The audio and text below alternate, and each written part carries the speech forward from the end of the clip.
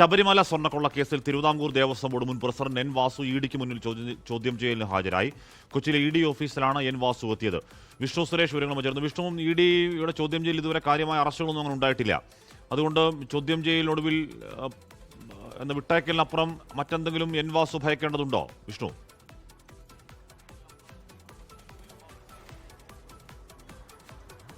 അഷ്മി, വിട്ടയക്കാനുള്ള സാധ്യതയാണ് കൂടുതലായുള്ളത്. E D കേസിൽ ഇതുവരെ ആരുടെയും അറസ്റ്റ് രേഖപ്പെടുത്തിയിട്ടില്ല. ഏറ്റവും ആദ്യം മുരാരി ബാബുവിനെയും അതിന് പിന്നാലെ ശ്രീകുമാറിനെയും ജയശ്രീയെയും ഒക്കെ ചോദ്യം ചെയ്ത് വിട്ടയക്കുന്ന രീതിയാണ് ഉണ്ടായത്. പക്ഷേ ഇപ്പോൾ വാസുവിൻ്റെ കാര്യത്തിൽ പ്രത്യേകതയുള്ളത്, വാസു മുൻ ദേവസ്വം കമ്മീഷണറാണ്. ഒപ്പം തന്നെ CPM-ന്റെ സമുന്നതനായ നേതാക്കളിൽ ഒരാളാണ്. ഈ സ്വർണ്ണക്കൊള്ളയുമായി ബന്ധപ്പെട്ട് CPM-ന്റെ നേതാവിനെ ഏറ്റവും ആദ്യമായാണ് ഇ ഡി ചോദ്യം ചെയ്യുന്നത്.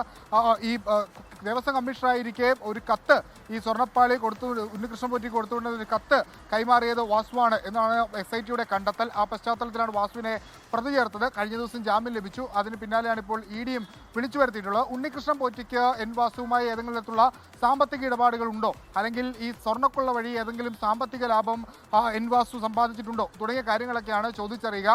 ഇന്ന് വൈകുന്നേരം വരെ ചോദ്യം ചെയ്യൽ തുടരുമെന്നാണ് നമുക്ക് മനസ്സിലാവുന്നത്. അതിനുശേഷം വിട്ടയക്കാനുള്ള സാധ്യതയാണുള്ളത്.